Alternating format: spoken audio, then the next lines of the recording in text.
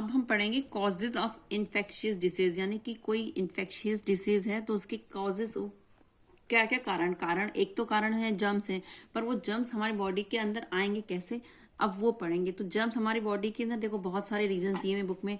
First है by contaminated food and water, यानी गंदा खाना और भोजन, पानी से, हवा से, बाय डायरेक्ट कॉन्टेक्ट से, इंसेक्ट बाइट से, by skin cutting, by carrier through contaminated soil से, या फिर inadequate sterilisation and contaminated transfusion.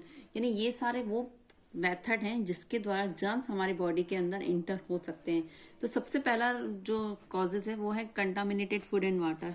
तुम लोगों ने हर सुना होगा, सबके पेरेंट्स बोलते हैं कि बाहर का खाना कम खाओ, गंदगी वाला, क्योंकि अगर जो स्ट्रीट में जो वेंडर्स होते हैं वो बेचते हैं उधर खुले में होते हैं, वहीं पर नाली है, वहीं पे पानी गंदा पानी बह रहा है, वहीं पे मच्छर हो रहे हैं और मच्छर उसी खाने में बैठे हैं और अपन जाके वही खा लेंगे। तो वो जाहिर है उसमें अगर जर्म्स वहां बैठे हैं तो वो जर्म्स तो बहुत छोटे होते हैं, अपन को तो दिखाई देंगे नहीं उस खाने में है, उस टिक्की के पानी में अगर जर्म्स हैं तो हमें थोड़ी दिखाई देने वाले, हम तो जाके पी लेंगे। तो कंटामिनेटेड फूड और वाटर। अब उस शॉप जो भी बेच रहा है, समोसे बेच रहा है, हमें तो नहीं पता वो उसके आलू अच्छे हैं या गंदे, उसने गंदे आलू भी उसमें डाल दिए होंगे, तो वो उस अगर गंदे आलू वाला समोसा हम खाएंगे तो हम बीमार होंगे ही होंगे। तो कंटामिनेट का मतलब होता है जो चीज खराब है जिसमें कि जर्म्स हैं। अगर किसी चीज में जर्म्स है, वो चीज भले वो सरफेस हो या भले वो फूड हो, दैट इज कॉल्ड कंटामिनेटेड। तो कंटामिनेटेड फूड और वाटर से जर्म्स हमारी बॉडी के अंदर इंटर हो सकते हैं। Disease like food poisoning, food poisoning बहुत कॉमन है, सुना होगा, गंदा खाना खाने से हो जाती है। Diarrhoea, cholera, typhoid, tuberculosis and jaundice. Jaundice यानी पीलिया। Spread through infected food and water. तो अगर अपन ने, और वाटर भी कई बार गंदा पानी आ जाता है, जो घरों के अंदर पाइपलाइन है उसके साथ कभी दूसरी गंदी लाइन मिक्स हो जाए और पानी गंदा आया और अपन वही गंदा पानी पी लें, गंदा पानी पी लें, यानी कि वो पानी जिसमें कि वो इन बीमारियों के जर्म्स हों, तो वो जर्म्स पानी में रहते हैं और अपन ने वही पानी पी लिया तो हम डेफिनेटली बीमार होंगे। Food and water gets infected by cockroaches, flies, rats and other small animal. तो ये जो जैसे कॉकरोच है, मक्खियां हैं, चूहे हैं या छोटे छोटे जानवर, इनके अंदर जर्म्स भी रहते हैं और ये जर्म्स को एक जगह से दूसरी जगह पे इजीली ट्रांसमिट भी करते हैं। Touching food and water with dirty hands make them dirty. और अगर किसी के हाथ भी गंदे हैं, किसी ने धूल में काम किया, मिट्टी में काम किया, हाथ नहीं धोया, उसी हाथों से खाना बनाया, तो वो जर्म्स उस धूल मिट्टी में भी जर्म्स रहते हैं, उस खाने में पहुंच जाएंगे, उस पानी में पहुंच जाएंगे और वही हमने यूज़ किया तो डेफिनेटली हम बीमार हो सकते हैं। The milk of disease cow और buffalo and the flesh of sick animals to carry germs. अगर कोई जानवर जिस मिल्क जो इनसे अपन दूध लेते हैं या जिनका अपन फ्लैश खाते हैं, मांस खाते हैं, अगर वो जानवर बीमार है तो उनका दूध भी, और उनको अगर अपन खाएंगे तो, यानी अगर उनका मीट जैसे अपन खा रहे हैं तो डेफिनेटली उसमें भी जर्म्स होंगे और अपन भी उससे बीमार हो सकते हैं। ईटिंग और ड्रिंकिंग सच इन्फेक्टेड फूड और वाटर कॉज डिसीजेज। तो ये गंदा पानी पीने से या गंदा खाना खाने से बीमारियां, यानी ये जो बीमारियां हैं, डायरिया, कोलरा, टाइफाइड, ट्यूबरक्लोसिस, इनके जर्म्स फूड में और वाटर में रहते हैं और अपन गंदा पानी पिएंगे या खाएंगे तो हमें ये बीमारियां हो सकती हैं। यानी इन मेथड के द्वारा जर्म्स हमारी बॉडी के अंदर इंटर हो सकते हैं। By air. एयर तो मोस्टली बहुत ही कॉमन है जर्म्स के इंटर होने में, क्योंकि एयर में तो बहुत सारे जर्म्स रहते ही हैं। जैसे किसी पर्सन को बीमारी है, वो छींकेगा, वो खांसेगा तो जर्म्स सराउंडिंग्स में फैल जाएंगे, तो वो जर्म्स उधर एयर में रहेंगे। और अगर हेल्दी पर्सन वहां पर बैठा है तो वो, हम तो सांस लेते ही रहेंगे तो हमारी सांस के साथ इनहेल हो जाएंगे अंदर। तो कॉमन कोल्ड है, डिप्थीरिया है, वायरल फीवर, वुफिंग का फ्लू, चिकन पॉक्स, मीजल्स, ये सारी जो बीमारियां हैं इनके जर्म्स हवा के द्वारा इंटर होते हैं। यानी कि इनके जर्म्स वायरस भी हो सकते हैं, बैक्टीरिया दोनों हो सकते हैं। इनके जो जर्म्स हैं वो हवा में रहते हैं। जैसे इन बीमारियों के जर्म्स गंदे पानी और खाने में रह के द्वारा इंटर होंगे, इनके जो जर्म्स हैं एयर के द्वारा हमारी बॉडी में इंटर होंगे। तो इन डिसीज को अपन एयरबोन डिसीज भी बोलते हैं और इनको अपन वाटरबोन या फूडबोन डिसीज कहते हैं।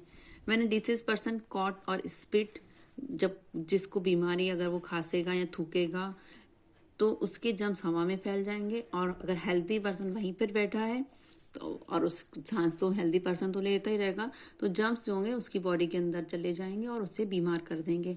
अब बैठा तो बहुत सारे लोग होंगे, लेकिन जरूरी नहीं हर पर्सन बीमार हो। ये एक्चुअली डिपेंड करता है कि उस पर्सन की इम्यूनिटी कितनी है। अगर पर्सन की इम्यूनिटी अच्छी है तो वो पर्सन बीमार नहीं होगा, अगर उसकी इम्यूनिटी वीक है तो वो जल्दी बीमार हो जाएगा।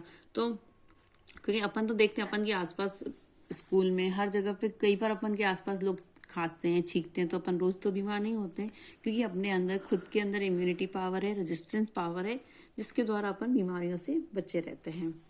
नेक्स्ट है by direct contact. Direct contact यानी किसी पर्सन को बीमारी है और अपन ने डायरेक्ट उससे हाथ मिलाया, उससे गले मिलाया, या उसके रुमाल को, उसकी आइटम्स को अपन यूज करेंगे तो भी हम बीमार हो सकते हैं। जैसे कि चिकन पॉक्स है, ringworm, whooping cough, measles, scarlet fever spread by touching a sick person, his clothing और अदर थिंग यूज बाय। ये बीमारियों के जर्म्स एक पर्सन से दूसरे पर्सन में डायरेक्ट फैलते हैं। यानी अपन अगर इनमें से कोई बीमारी है किसी को, अगर अपन उससे डायरेक्ट गले मिलेंगे, उसके हाथ मिलाएंगे, या उसके द्वारा जो जिस चीज से वो यूज कर रहा है वही चीज हम यूज करेंगे, तो वो जर्म्स हमारी बॉडी के अंदर इंटर हो जाएंगे।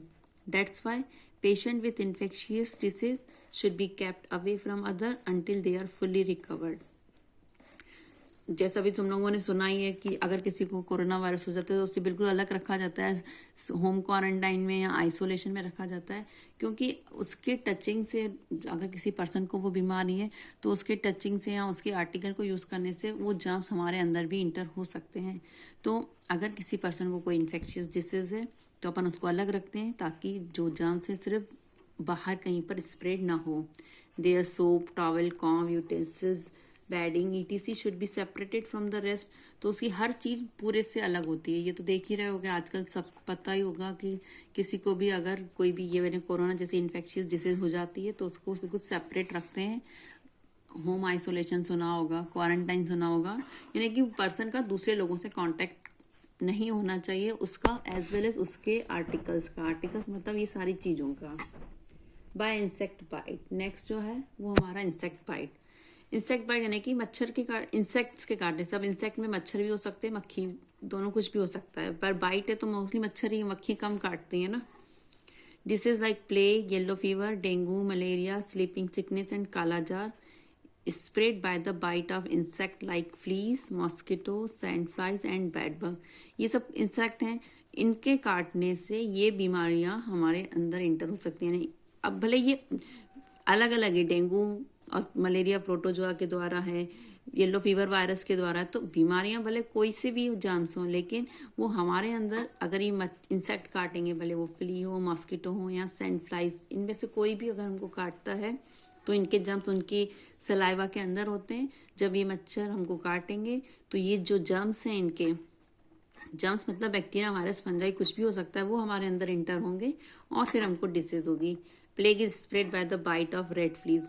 जो प्लेग बीमारी हुई थी एक बार, जैसे अभी कोरोना वायरस चल रहा है, एक टाइम पे पूरे सूरत में ये बीमारी बहुत ज़्यादा फैली गई थी। प्लेग ये चूहों के काटने से होती है, चूहों के द्वारा फैलती है। Some insect bite and suck the blood from the body of a sick person. When they bite the body of healthy person, they transmit the disease causing germ into its blood.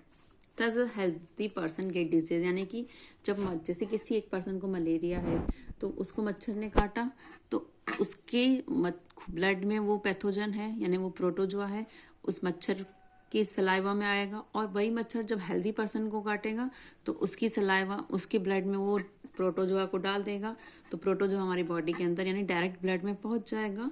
तो इस तरीके से insect के द्वारा बीमारियां होती हैं। तो इंसेक्ट जो होते हैं कैरियर होते हैं, पॉजिटिव एजेंट तो जर्म्स होते हैं, बट जो कैरियर हैं वो मच्छर हो सकते हैं। तो इसीलिए अपन बोलते हैं हेल्थ और हाइजीनिक का ख्याल रखना चाहिए, हमें हमारे आसपास साफ सफाई रखनी चाहिए ताकि नीट एंड क्लीन होगे तो मच्छर डेवलप ही नहीं होंगे। मच्छर नहीं होंगे तो जर्म्स हमारी बॉडी के अंदर एंटर ही नहीं होंगे। तो किसी भी बीमारी से बचने के लिए ज़रूरी है कि हमें हाइजीनिक कंडीशंस का ध्यान रखना चाहिए।